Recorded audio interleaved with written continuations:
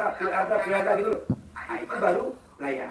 Nah, Jadi penjelasannya ya tidak jauh seperti penjelasan Kiai Junur Ihya juga, Kiai Imad. Dan ternyata dari hasil tes DNA anak ini bukan anak dari ayah yang bersamanya sudah bertahun-tahun, puluhan tahun. Nah, ini akibatnya akan merusak hubungan antara ayah dan anak ini yang sudah terjalin bertahun-tahun dan terbangun ikatan yang kuat. Gara-gara sesuatu yang masih belum tentu. Nasab yang sudah jalur bertahun-tahun ini dinyatakan, ditetapkan demikian. Kemudian ingin dirusak dengan sesuatu yang masih belum pasti juga. Itu masih tidak boleh. Nah, seperti itu. Assalamualaikum warahmatullahi wabarakatuh. Alhamdulillah, berjumpa lagi di channel An-Nasihin Belega. Semoga Anda semua yang menonton video ini diberkahi umurnya, dilancarkan segala urusannya, dilimpahkan rezekinya yang halal dan barokah. Pembahasan nasab kali ini, saya akan membacakan suatu kitab dan ketentuan ilmu nasab. Hasil dari Bahsul Masail di Pondok Pesantren Benda Kerep Cirebon.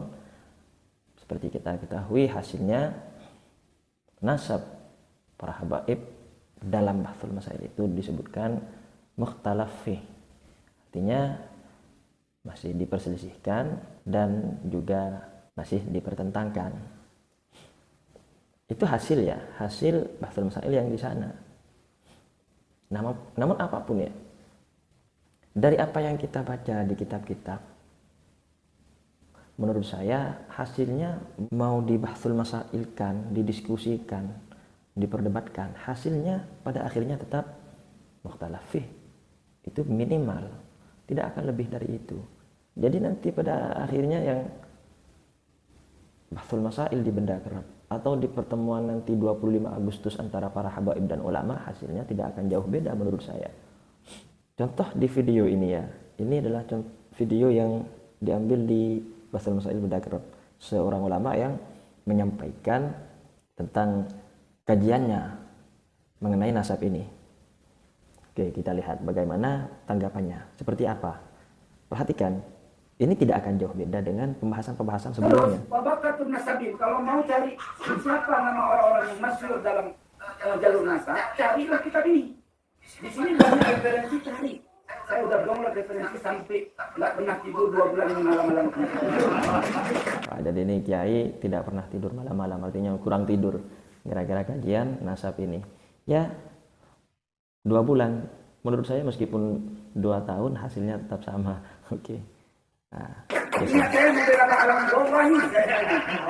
Awalnya saya membela Pak Alam. Apa pula nih kelima berani-berani kali nafsu mengatakan betul ini. Ini saya pelajari kan nikmat berkat beliau saya dapat dibayar. Yang kedua, ini ada disebut kitab Ar-Rawdul Jalil.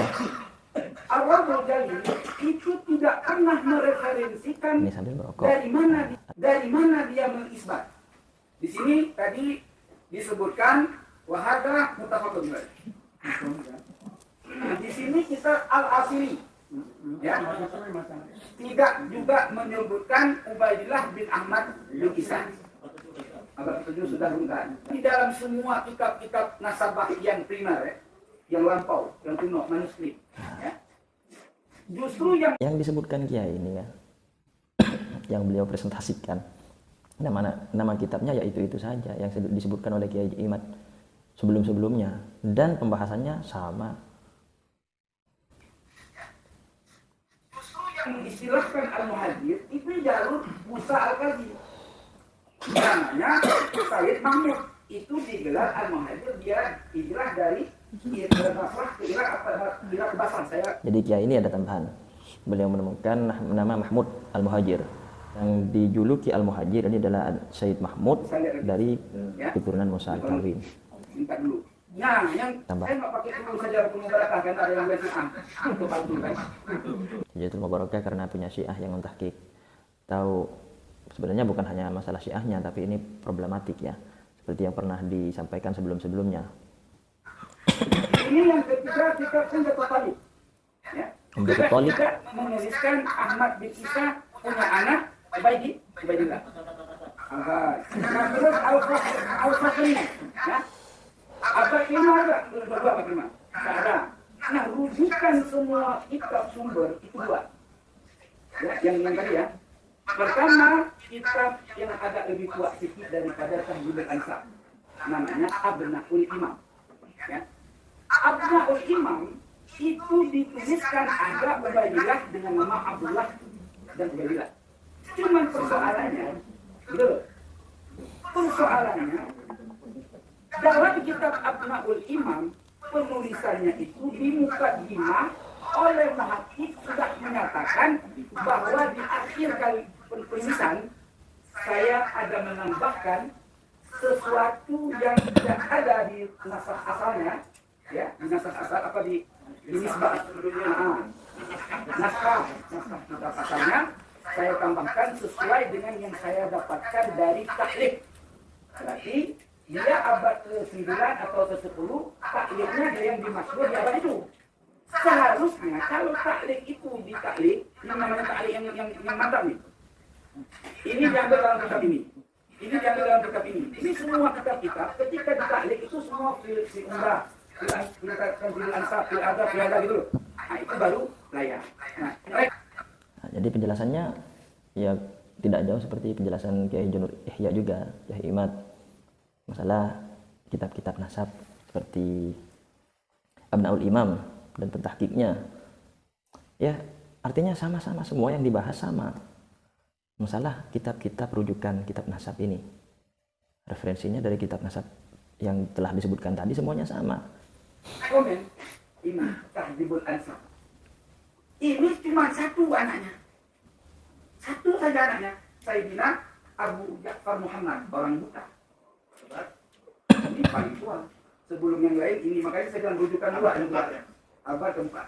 Ini yang menyatakan. Jadi intinya semua kitab-kitab yang beliau sebutkan persis sama seperti yang Kiai Imad sebutkan. Jadi apa yang dibahas di dalam majelis Bahthul Masail ini, yang di Benda Kerap ini, ya kemungkinan ya tidak jauh beda dengan apa yang telah dibahas di konten-konten YouTube yang membahas nasab ini. Jadi intinya ujung-ujungnya memang nanti tidak jauh dari mukhtalaf. Meskipun nanti ada pertemuan di tanggal 25 Agustus ini. Mengenai hal ini saya akan menambahkan beberapa mungkin sebagai rujukan atau tambahan pendapat diambil dari beberapa kitab dan referensi yang lainnya. Seperti yang kita ketahui, referensi kitab-kitab nasab yang menyebutkan nama Sayyid Abdullah atau Sayyid Ubaidillah seperti yang dibahas sebelum-sebelumnya itu ada di dalam kitab As-Sakhawi abad ke-10 tahun 900-an, Imam As-Sakran Al-Burutul Masyiqah, dan kitab Al-Janadi, kitab sejarah As-Suluk abad ke-8 awal ya. Tapi ada yang tidak menerima dari kitab As-Suluk ini karena kitab sejarah.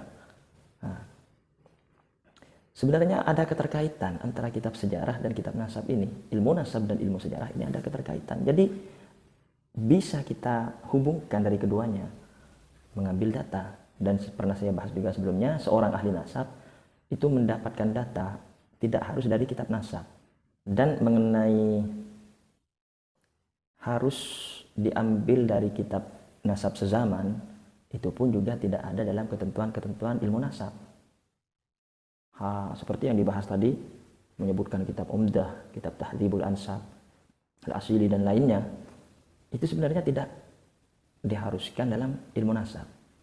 Penyebutan kitab-kitab nasab yang sezaman atau yang mendekati itu tidak ada dalam ketentuan nasab. Seperti itu kira-kira. Nah, mengenai keterkaitan antara ilmu nasab dan ilmu tarikh, sejarah, disebutkan ini dalam tulisan para Sadah Abbasiyin ini. Menyebutkan seperti ini. Wa kana ilmu nasabi fil bidayati wajidan min furu'i ilmi tarikh. Pada awalnya munculnya ilmu nasab ini bercabang dari ilmu tarikh, ilmu sejarah. Tsumma ma labis ansara ilman mustaqillan lahu usuluhu wa fununuhu. Kemudian ilmu nasab ini berdiri sendiri, ada usulnya, ada cabang-cabangnya. Wa qad ishtaghala fihi adadun kabirun minal ulama. Dan banyak ulama yang menekuni mengenai bidang nasab ini. Bidang ilmu nasab ini ditekuni oleh banyak-banyak ulama besar. Karena apa? Listighalihim bi ilmi tarikh. Linstighalihim bi ilmi tarikh. Karena mereka menekuni atau membidangi ilmu sejarah sehingga bercabang pada ilmu nasab. Jadi ada keterkaitan ketika kitab As-Suluk menyebutkan seseorang sebagai menyebutkan nasab seseorang, itu ada keterkaitan. Dan ahli nasab seperti As-Samarqandi juga menyebutkan dalam Ta'liqat ditemukan. Itu data. Begitu. Jadi kalau tidak mau menerima As-Suluk karena kitab sejarah, nah, itu penolakan itu tidak bisa diterima begitu saja. Seperti itu. Jadi As-Suluk menyebutkan itu sebagai data, untuk tambahan data dalam ilmu nasab. Dan dalam penetapan nasab disebutkan juga dalam ilmu nasab kitab karya Syekh Mahdi Ar-Raja'i, Kaifiyatu Thubuti Nasab Inda Nasabah. Ada 4 cara menetapkan nasab menurut ahli nasab. Pertama, al-awwalu ayyara khatta nasabatin mawthuqin bihi yurafu khattuhu wa yatahaqqaquhu. Yang pertama, harus ada ditemukan dalam tulisan ahli nasab yang terpercaya, yang kredibilitas dalam ilmu nasab, dan diketahui tulisannya dan ditahqiq oleh ahli nasab tersebut tentang tulisannya. Fahina idzin ila syahidah khattan nasabati bi syai'in amil alaihi. Dan jika demikian, ketika ditemukan dalam tulisan ahli nasab tentang sesuatu mengenai nasab, maka ini bisa dijadikan landasan, itu bisa diterima. Amil alaihi artinya itu bisa diterima dan dijadikan pedoman ahli nasab, dan dijadikan pedoman dalam ilmu nasab. Nasab habaib tentu disebutkan dalam kitab-kitab ahli nasab. Imam Ibnu Hajar Al-Haytami, Imam As-Samarqandi, Imam As-Sakron, dan imam-imam yang lain ya. Dan mengenai Imam As-Sakron menyebutkan Ubaidillah ini saya sudah menyebutkan dalam video sebelumnya. Beliau tidak sendirian, karena di masa beliau sudah masyhur mengenai Ubaidillah putra Ahmad bin Isa ini sebagai keturunan Rasulullah. Dan tidak usah kita perpanjang lebar lagi, dan intinya seperti itu. Jika ada dalam kitab nasab, itu bisa diambil sebagai referensi dan bisa dijadikan pedoman ketetapan nasabnya. Kemudian yang keempat, langsung keempat, ar-rabi'u asy-syuhratu wal istifadhah bisiyadah. Syuhrah dan istifadhah, masyhur dan terkenal bahwa nasabnya adalah nasab para sayyid, begitu. Ya yakuna aba'uhu ajdaduhu ma'rufina wa masyhurina bisiyadah. Nah, ini dengan cara orang tuanya, kakek-kakeknya, kakek buyutnya itu diketahui dan masyhur mereka adalah sayyid keturunan Rasulullah. Bihaitsu ya'rifunahum bisiyadah fi jami'il ajyal. Sekiranya mereka tahu bahwa orang tua dan leluhurnya ini adalah sayyid di masa-masa setiap generasi. Itu bisa dijadikan sebagai ketetapan nasab. Kemudian pembahasan istifadhah dan syuhrah ini, al-istifadhah wa syuhrah, asy-syuhratu yuqsadu biha qiyamu jama'atin minan nasi bitadawul akhbarin muttafiqin 'alaiha min duni wujudi majalin lil kadhbi bi anna ala fulanin min ali fulanin aw laysu min ali fulanin. Syuhrah dan istifadhah ini ditujukan dengan banyaknya golongan-golongan manusia yang menerima banyak kabar dan disepakati melalui kabar-kabar tersebut, sekiranya kabar-kabar ini tidak mungkin untuk dibuat-buat. Dengan kabar yang sudah merata dan terkenal, tidak mungkin ini adalah sesuatu yang dibuat-buat. Bahwa keluarga fulan itu adalah dari keluarga fulan, atau keluarga fulan bukan dari keluarga fulan. Jadi jika sudah masyhur keluarganya adalah keluarga dari jalur sayyid, maka itu sudah syuhrah dan istifadhah. Wan nasabu qad yashtahiru fi mantiqatin wa qad yakhtafi fi mantiqatin. Terkadang nasab itu suatu nasab masyhur di suatu tempat, tapi di tempat yang lain tidak masyhur. Aw yastafidu fi fatratin zamaniyatin aktsara min fatratin zamaniyatin ukhra, atau terkenal pada suatu zaman, kemudian pada zaman-zaman setelahnya atau sesudahnya, zaman-zaman yang lain itu malah tidak masyhur. Bisa saja. Misalkan di abad ketiga masyhur, kemudian di abad pertengahan keempat itu tidak masyhur, kemudian kelima masyhur lagi. Bisa juga seperti itu. Fa'ala sabilil misal qad yastafidu nasabun fi mantiqihi ma li syakhsin ma thumma yantaqilu dzalika syakhsu min tilkal mantiqati li sababin aw li akhar. Misalkan seorang masyhur sebagai keluarga sayyid, keluarga besar sayyid dalam suatu wilayah, dalam suatu tempat, suatu daerah. Kemudian thumma yantaqilu dzalika syakhsu min tilkal mantiqati li sababin aw li akhar. Kemudian kelompok ini, keluarga besar ini pindah dari suatu wilayah ke wilayah lain. Maka ini bisa menjadi sebab dari tidak masyhurnya keluarga ini karena dia pindah tempat. Fa ba'da fatratin min az-zamani takhtafi tilka al-istifadatu fi mantiqatihi al-ula wa la tastafidu fi ats-tsaniyati li asbabin adidatin. Kemudian pada masa-masa tertentu keistifadahan keluarga besar ini, kemasyhurannya di tempatnya yang pertama masyhur, kemudian ketika pindah itu malah tidak masyhur. Li asbabin adidatin, karena beberapa sebab yang kemungkinan yang begitu banyak. Jadi bisa saja orang itu masyhur di satu wilayah kemudian pindah ke wilayah lain itu tidak masyhur, dan rentan beberapa waktu kemasyhurannya memudar. Seperti itu. Fabittali fa inna adamah istifadati wa syuhrati nasab fil mantiqati tsaniyati aw fatratin duna fatratin la ta'ni intifa'an nasab. Jadi ketika orang keluarga besar, suatu keluarga besar, kelompok besar, nasabnya ini tidak masyhur dalam suatu wilayah yang kedua ketika dia pindah, atau setelah beberapa masa dia tidak masyhur karena beberapa sebab, misalkan mungkin karena apa, la ta'ni intifa'an nasab, maka ini tidak bisa dijadikan alasan untuk menafikan nasabnya. Jadi seperti itu gambarannya. Jadi ini syuhrah dan istifadah terkadang itu berubah-ubah.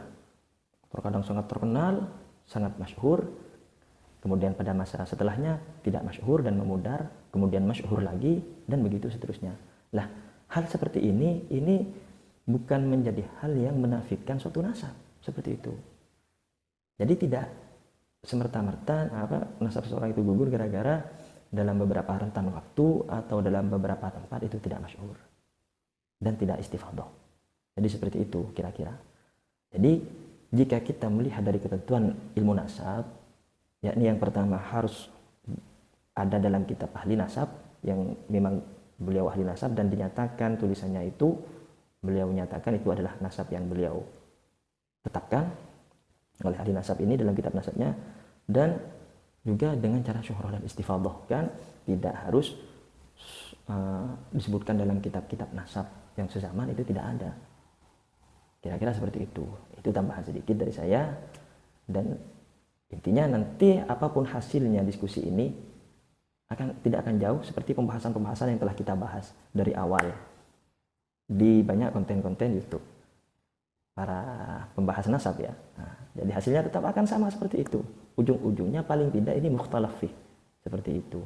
Dan mengenai jika harus tes DNA, pernah saya bahas juga. Jika begitu harus tes DNA. Tes DNA itu kan masih diperdebatkan, masih dipertentangkan antara para ahli di bidangnya. Misalkan pengelompokan halogrup G atau J2 atau yang lain. Pengelompokan ini ke kelompok ini, ke suatu etnis, ke suatu negara, ke suatu golongan, suku, itu masih diperdebatkan ketetapannya. Apakah memang ke Yahudi atau jika J2 apakah ke Asia Selatan atau kemana, atau ke suku Madura, itu penggolongan itu masih diperdebatkan oleh para ahli di bidangnya. Kemudian seperti yang sudah saya bahas sebelumnya, DNA ini sangat sensitif, dan cara melakukan tes DNA-nya seseorang yang mengerjakan sampel dari DNA ini, itu caranya masih juga jika salah dalam pelaksanaannya hasilnya akan tidak akurat, atau sampel yang terlalu sedikit, atau sampelnya bercampur dengan barang lain, dengan sesuatu yang lain, itu akan berpengaruh pada hasilnya. Jadi banyak celah untuk tidak akurat dari hasil tes DNA. Dan penggolongan itu haplogrup G, golongan ini, kelompok ini, suku ini, itu masih diperdebatkan oleh para ahli. Dan masih banyak ya yang sudah saya bahas sebelumnya tentang tes DNA. Dengan alasan beberapa kekurangan-kekurangan ini, tentu tidak bisa kita menafikan suatu nasab yang telah ditetapkan dengan cara tes DNA. Jika ternyata tes DNA hasilnya tidak sama dengan hasil jalur nasabnya, ini tes DNA tidak bisa menafikan. Karena apa? Misalkan seperti ini. Seseorang mempunyai anak ya. Seorang mempunyai anak, kemudian anak ini sudah bertahun-tahun dia rawat. Bertahun-tahun dia bersama dengan anaknya, ya ikatan antara ayah dan anak kan akan terjalin dan terbangun hubungan yang kuat. Nah, ketika kemudian ada kecurigaan dan menggunakan tes DNA untuk menafikan nasab ayah dan anak ini, sedangkan tes DNA itu masih keakuratannya, hasilnya masih diragukan, tidak 100%.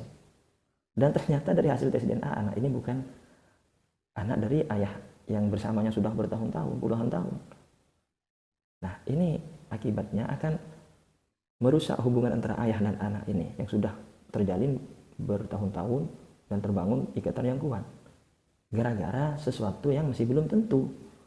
Nah, kira-kira seperti itu. Jadi nasab yang sudah jalur bertahun-tahun ini dinyatakan, ditetapkan demikian. Kemudian ingin dirusak dengan sesuatu yang masih belum pasti juga. Itu masih tidak boleh. Nah, seperti itu. Nah, demikian. Jadi akhirnya tetap ini mukhtalaf fiqh mengenai nasab ini. Ujung-ujungnya tidak akan jauh dari itu.